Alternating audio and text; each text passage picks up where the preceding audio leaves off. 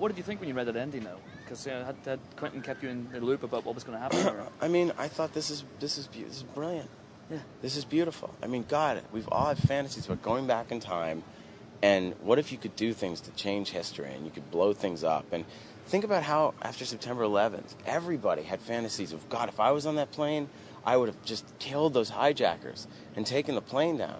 And that's why Quentin's such a great artist, because he kind of expands your mind in that direction, but he also makes you think, at least makes me think, Jesus, what if that's today? What if 20 years from now I go, man, if only I could go back to 2009 and change this? And it makes you sort of think about how involved or disconnected you are with the world. And am I really doing enough? Am I really doing all I can? And where is there evil? And where is there oppression? And where is there terror in the world? Am I doing my part to stop it or make sure it doesn't spread? So, you know, what's so wonderful about the movie is it's so entertaining and so fun. It's an action movie, but it's really a Tarantino movie. And I read this ending, and it's like, God, you could never see it coming. And then you go, of course, that makes perfect sense. It's fantastic. It's awesome. I mean, when did Quentin first tell you that he was thinking of you for the film? You know, Quentin kind of had been using me as a Jewish sounding board at a certain point. You know, he'd been writing the film for years and had read me scenes from it, but it was in about 2007. You know, he was kind of asking me questions. He was writing the Shoshana part. And he said, you know, he didn't have the ending written. And he's like, well, how would a Jewish person feel about this? Would you make a deal to end the war? What would you do? And I'd say, well, dude, frankly, you know, I would just want to kill those guys. I'd want to do this. I'd want to do that. It was sort of kind of personal stuff with me and Quentin. And I said to him, you know, if you really want a good perspective on what it's like to be Jewish and how you see the world, you should come to my Passover Seder.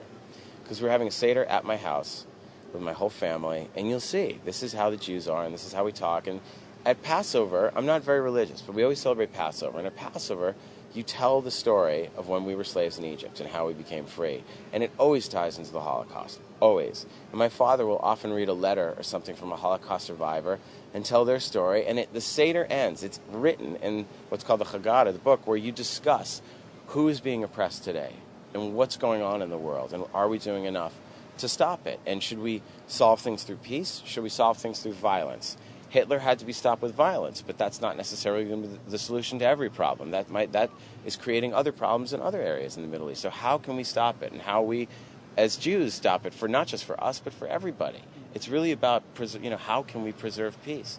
And so Quentin, I remember, he'd never seen that side of me. You know, normally we get together and we talk about movies, and we talk about life, and we talk about girls, relationships, whatever's happening. But he'd never really seen me kind of as a Jew, leading a Passover Seder.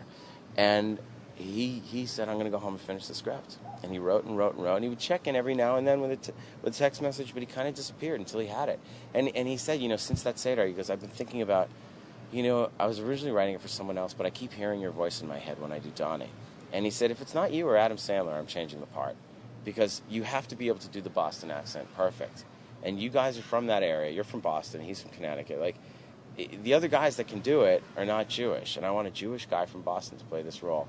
And if it's not you guys, I'm going to change who the character is. So what is next for you? Next I'm going to be doing an action science fiction film. It's going to be, I want to do something like Jurassic Park, something like Transformers, PG-13, big budget, and Endangered Species. Yeah. Yes, my science fiction film, Endangered Species. Can you say anything else about that? No, I cannot. No, I will not.